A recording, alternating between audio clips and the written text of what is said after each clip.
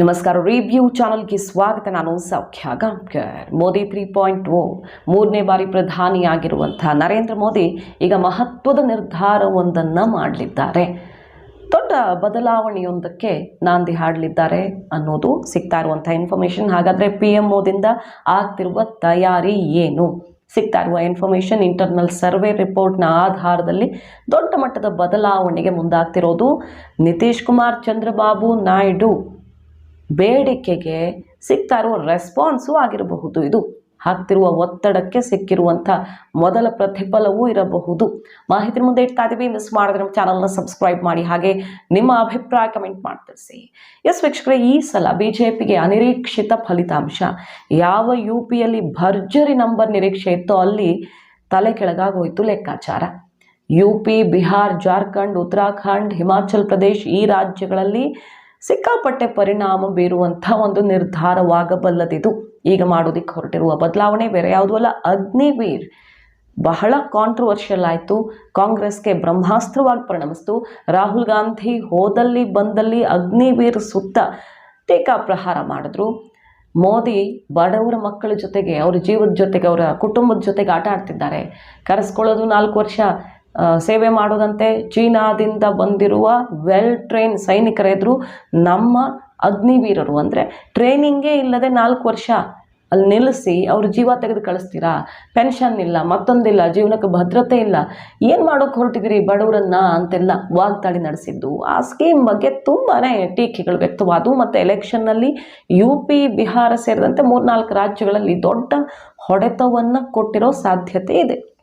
ಈಗಾಗಲೇ ಆಗಿರುವಂಥ ಪರಾಮರ್ಶೆ, ಸೋಲಿನ ಪರಾಮರ್ಶೆಯಲ್ಲಿ ಅಗ್ನಿವೀರ್ ಕೂಡ ಪ್ರಮುಖ ಕಾರಣ. ಹೌದು, ಈಗ NDA ರಚನೆಯಾದ ಮೇಲೆ ಚಂದ್ರಬಾಬು ನಾಯ್ಡು, ನಿತೀಶ್ ಕುಮಾರ್ ಈ NDA ಆಧಾರವಾಗಿದ್ದಾರೆ. ಈ ಸರ್ಕಾರ ರಚನೆಯಲ್ಲಿ ನಿರ್ಣಾಯಕ ಪಾತ್ರವನ್ನು ವಹಿಸ್ತಿದ್ದಾರೆ. ನಿತೀಶ್ ಕುಮಾರ್ ಅವರ ಮೊದಲ ಡಿಮ್ಯಾಂಡು ಚಂದ್ರಬಾಬು ನಾಯ್ಡು ಅವ್ರಿಗಿಂತ ನಿತೀಶ್ ಕುಮಾರ್ ಅವರ ಅತಿ ದೊಡ್ಡ ಡಿಮ್ಯಾಂಡ್ಗಳಲ್ಲಿ ಇದು ಒಂದು. ಜಾತಿ ಗಣತಿ ಅದು ಇದು ಜೊತೆಗೆ ಅಗ್ನಿವೀರ್ ಅದನ್ನು ಹಿಂಪಡೆಯಬೇಕು, ಇಲ್ಲ ದೊಡ್ಡ ಮಟ್ಟದ ಬದಲಾವಣೆ ಮಾಡಿ ಅದು ಜನಕ್ಕೆ ಪೂರಕವಾಗಿರಬೇಕು. ಪ್ರತಿಪಕ್ಷಗಳಿಗೆ ಅಸ್ತ್ರವಾಗುವಂತಾಗಬಾರ್ದು. ಅದು ನಮ್ಗೆ ವಿಧಾನಸಭಾ ಚುನಾವಣೆಯಲ್ಲೂ ತೊಂದರೆ ಆಗುತ್ತೆ, ರಾಜ್ಯ ರಾಜಕಾರಣದಲ್ಲಿ ತೊಂದರೆ ಆಗುತ್ತೆ ಅನ್ನೋ ದೊಡ್ಡ ಡಿಮ್ಯಾಂಡನ್ನು ಇರಿಸಲಾಗಿತ್ತು. ಇದೆಲ್ಲದರ ಪರಿಣಾಮ ಇರಬಹುದು. ಮಿತ್ರ ಪಕ್ಷಗಳ ಒತ್ತಡ ಮತ್ತು ಈ ರಿಸಲ್ಟ್ನ ಪರಿಣಾಮ. ಈಗ ಅಗ್ನಿವೀರ್ ದೊಡ್ಡ ಮಟ್ಟದಲ್ಲಿ ಬದಲಾವಣೆಯನ್ನು ಕಾಣುವುದು ನಿಶ್ಚಿತವಾಗಿದೆ. ಮಿಲಿಟರಿ ಇಂಟರ್ನಲ್ ಸರ್ವೆ ರೆಡಿಯಾಗಿದೆ. ಸೈನ್ಯದಲ್ಲಿ ಈ ಅಗ್ನಿವೀರ ಯೋಜನೆಯಲ್ಲಿ ಮಹತ್ವದ ಬದಲಾವಣೆಗಳನ್ನು ತರೋದಕ್ಕೆ ಈಗ ವರದಿಯನ್ನು ಸಲ್ಲಿಸಲಾಗಿದೆ. ವರದಿಯಲ್ಲಿ ಪ್ರಮುಖವಾಗಿ 5 ಅಂಶಗಳ ಬದಲಾವಣೆ. ಮೊದಲನೇದು, 17.5 ವರ್ಷದಿಂದ 21 ವರ್ಷದವರು ಬರ್ತಾ ಇದ್ರು, 23 ವರ್ಷಕ್ಕೆ ಏರಿಸೋದು. ಸೊ ದ್ಯಾಟ್ ಒಂದು ಹಂತಕ್ಕೆ ಎಜುಕೇಷನ್ ಆಗಿರುತ್ತೆ, ವೆಲ್ ಟ್ರೈನ್ಡ್ ಸಿಗ್ತಾರೆ ಅನ್ನೋದು ಕಾರಣ. ಹಾಗೆ 4 ವರ್ಷ ಅವಧಿ ಇರ್ತಿತ್ತಲ್ಲ, 4 ವರ್ಷ ಅಲ್ಲ, ಇನ್ನು ಮುಂದೆ 8 ವರ್ಷಕ್ಕೆ ಸೇವೆಯನ್ನು ಏರಿಸಲಾಗ್ತಾ ಇದೆ. 8 ವರ್ಷಕ್ಕೆ ಏರಿಸೋದ್ರಿಂದ ಟ್ರೈನಿಂಗಿಗೂ ಟೈಮ್ ಸಿಗುತ್ತೆ. ಬರ್ತಾರೆ 4 ವರ್ಷ ಅವ್ರನ್ನ ಯಾವುದೋ ಗಡಿ ಕಾಯೋಕ್ಕೋ ಮತ್ತೊಂದಕ್ಕೋ ಹಾಕೋದು, ಅವ್ರ ಜೀವಕ್ಕೆ ಹಾನಿ ತರೋದು ಅಂತ ಅಲ್ಲ, ಅವ್ರಿಗೆ ಎಲ್ಲಾದ್ರೂ ಟ್ರೈನಿಂಗ್ ಕೊಟ್ಟು ಸೇವೆ ಸಲ್ಲಿಸೋದಕ್ಕೆ ಬಿಡೋದು. ಸೊ 8 ವರ್ಷ ಅವಧಿ ಇದು ದೊಡ್ಡ ನಿರ್ಧಾರ ಆಗುತ್ತೆ. ಅಂದರೆ ಇದು ರಿಪೋರ್ಟ್ ಹೋಗಿರೋದು, ಇಂಪ್ಲಿಮೆಂಟ್ ಆಗಬೇಕು. ಬೇರೆ ಬೇರೆ ವಿಭಾಗಗಳಿಂದ, ಎಕ್ಸ್ಪರ್ಟ್ಸಿಂದ ಕೂಡ ಅಭಿಪ್ರಾಯ ಸಂಗ್ರಹ ಆಗ್ತಿದೆ. ಮಿಲಿಟರಿ ಇಂಟರ್ನಲ್ ಸರ್ವೆ ರಿಪೋರ್ಟ್ ಕೂಡ ಸಬ್ಮಿಟ್ ಆಗಿದೆ. ಸೊ 8 ವರ್ಷಕ್ಕಾಗುತ್ತೆ. ಮತ್ತು ಈ ಅಗ್ನಿವೀರಲ್ಲಿ 25% ಮಾತ್ರ ಸೇನೆಗೆ ಸೇರಿಸ್ಕೊಂಡು ಉಳಿದವ್ರನ್ನ ಕೈ ಬಿಡಲಾಗ್ತಿತ್ತು. ಅದನ್ನು ಬದಲಾವಣೆ ಮಾಡಿ 70% ಉಳಿಸ್ಕೊಳ್ತಾರೆ. ಸೊ ಇದು ಕೂಡ ಬಿಗ್ ಸ್ಟೆಪ್ ಆಗುತ್ತೆ. ಒಂದು ಉದ್ಯೋಗ ಖಾತ್ರಿ ರೀತಿಯಲ್ಲಿ ಆಗುತ್ತೆ.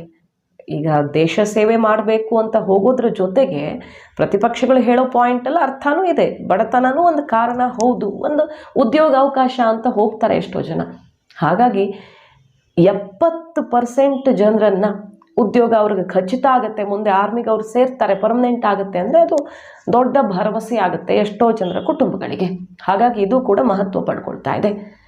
ಜೊತೆಗೆ ಏನಾದರೂ ಆಕ್ಸಿಡೆಂಟ್ಸ್ ಆದರೆ, ಅಂದರೆ ಈ ಗಡಿ ಕಾಯುವಾಗ ಅಥವಾ ಅವ್ರಿಗೆ ಕೊಟ್ಟಂಥ ಕೆಲಸದಲ್ಲಿ ಏನಾದರೂ ಹಾನಿ ಆಗುತ್ತೆ, ಊನ ಆಗುತ್ತೆ, ಅಂಗವಿಕಲರಾದರೆ ಅದಕ್ಕೆ ಪರಿಹಾರವನ್ನು ಕೊಡುವಂಥದ್ದು.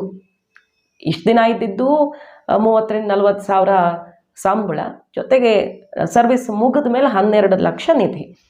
ಅದ್ರ ಜೊತೆಗೆ ಇನ್ನು ಮುಂದೆ ಹೀಗಾಗಲ್ಲ, ಅವ್ರಿಗೆ ಏನು ಹಾನಿ ಆಗಿದೆಯೋ ಅದಕ್ಕೆ ಪರಿಹಾರನೂ ಸಿಗುತ್ತೆ. ಮತ್ತು ಅಗ್ನಿವೀರ ಹೊರಗಡೆ ಬಂದ ಮೇಲೆ ಆತನಿಗೆ ಬೇರೆ ಕೆಲಸ, ಈಗ ಸೈನಿಕರಿಗೆ ಹೇಗೆ ಕೆಲಸ ತಗೊಳ್ಳೋದಕ್ಕೆ ಅವಕಾಶ ಇರುತ್ತೋ ಅದೇ ರೀತಿ ಬೇರೆ ಕೆಲಸ ಅವರಿಗೆ ಭದ್ರ ಮಾಡುವಂಥ ಸ್ಕೀಮ್ ಕೂಡ ರೆಡಿ ಆಗ್ತಾ ಇದೆ. ಇದು ಅವ್ರ ಜೀವನವನ್ನು ಅರ್ಧಕ್ಕೆ ಕೈ ಬಿಡೋ ಥರ ಆಗಲ್ಲ ಸರ್ಕಾರ, ಭವಿಷ್ಯಕ್ಕೊಂದು ದಾರಿಯನ್ನು ಪರ್ಮನೆಂಟ್ ಮಾಡ್ದಂಗೆ ಆಗುತ್ತೆ. ಅಗ್ನಿವೀರ ಉಳ್ಕೊಳ್ಳತ್ತೆ, ಅದನ್ನು ಕಿತ್ತಾಕೋ ಕೆಲಸ ಮಾಡ್ತಾ ಇಲ್ಲ. ಬದಲಿಗೆ ಅಗ್ನಿವೀರರಾಗಿ ಬರೋರು, ಆಯ್ಕೆಯಾಗೋರಿಗೆ ಜೀವನ ಭದ್ರತೆಯನ್ನು ಒದಗಿಸುವ ಮಹತ್ವದ ಹೆಜ್ಜೆ ಇಡ್ತಾ ಇದೆ. ಪ್ರತಿಪಕ್ಷಗಳಿಗೆ ಬಹಳ ಒಳ್ಳೆಯ ಆಹಾರವಾಗಿತ್ತು ಈ ಯೋಜನೆ. ಸೊ ದೊಡ್ಡ ಸರ್ಜರಿ ಮಾಡೋದಕ್ಕೆ, ತಪ್ಪನ್ನು ಸರಿಪಡಿಸ್ಕೊಳ್ಳೋದಕ್ಕೆ ಮುಂದಾಗ್ತಿದೆ ಈಗ ಕೇಂದ್ರ ಸರ್ಕಾರ ಅಗ್ನಿವೀರ್ ಸ್ಕೀಮ್ಗೆ ಸಂಬಂಧಪಟ್ಟಂತೆ. ಮೇನ್ ಆಗಿ ಉದ್ಯೋಗಾವಕಾಶ ಜೊತೆಗೆ ಸರ್ಕಾರಕ್ಕೆ ಏನು ಲಾಭ ಆಯಿತು ಅಂದರೆ ನೋಡಿ, 60,000 ಅಗ್ನಿವೀರರ ಒಂದು ಬ್ಯಾಚಲ್ಲಿ 1054 ಕೋಟಿ ಉಳಿತಾಯ ಆಗ್ತಿತ್ತು.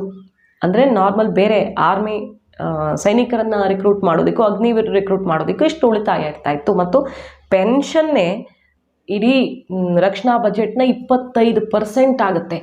ಹಾಗಾಗಿ ಇದೆಲ್ಲ ಯೋಚನೆ ಮಾಡಿ ತಗೊಂಡಂಥ ಲೆಕ್ಕಾಚಾರ ಜನಸಾಮಾನ್ಯರಿಗೆ ಅನ್ಯಾಯ ಮಾಡುತ್ತೆ ಸರ್ಕಾರ, ಅವ್ರ ಜೀವದ ಜೊತೆ ಆಟ ಆಡುತ್ತೆ ಅನ್ನೋ ರೀತಿ ಆಗ್ಬಿಡ್ತು. ಹಾಗಾಗಿ ಈಗ ಸುಧಾರಿಸ್ಕೊಂಡು 8 ವರ್ಷಗಳ ಅವಧಿಗೆ ಅವ್ರು ಕೆಲಸ ಮಾಡ್ತಾರೆ. 70% ಮತ್ತೆ ಪರ್ಮನೆಂಟ್ ಆಗಿ ಅವ್ರ ಆರ್ಮಿಯಲ್ಲಿ ಇರೋದಕ್ಕೂ ಅವಕಾಶ ಅನ್ನೋದ್ರಿಂದ ಈ ಸ್ಕೀಮು ಇನ್ನು ಮುಂದೆ ಉತ್ತಮ ರೀತಿಯಲ್ಲಿ ಜಾರಿಗೆ ಬರುವಂಥ ಸಾಧ್ಯತೆ ಕಂಡು ಬರ್ತಾ ಇದೆ. ಈಗ ಶಿಫಾರಸುಗಳಾಗಿದೆ, ಅಭಿಪ್ರಾಯ ಸಂಗ್ರಹ, ಇಂಟರ್ನಲ್ ಸರ್ವೆ ರಿಪೋರ್ಟ್ಗಳೆಲ್ಲ ಈಗ PMO ಎದುರಿಗಿದ್ದು ಅಂತಿಮ ಮುದ್ರೆ ಒತ್ತೋದಕ್ಕೆ ಮುಹೂರ್ತ ಬಹುತೇಕ ಫಿಕ್ಸ್ ಆಗಿದೆ. ಮಾಹಿತಿ ನಿಮ್ಗೆ ಇಷ್ಟ ಆಗಿದ್ರೆ ಮಿಸ್ ಮಾಡ್ತಾರೆ, ನಮ್ಮ ಚಾನಲ್ನ ಸಬ್ಸ್ಕ್ರೈಬ್ ಮಾಡಿ, ನಿಮ್ಮ ಅಭಿಪ್ರಾಯ ಕಮೆಂಟ್ ಮಾಡಿ ತಿಳಿಸಿ. Thank you.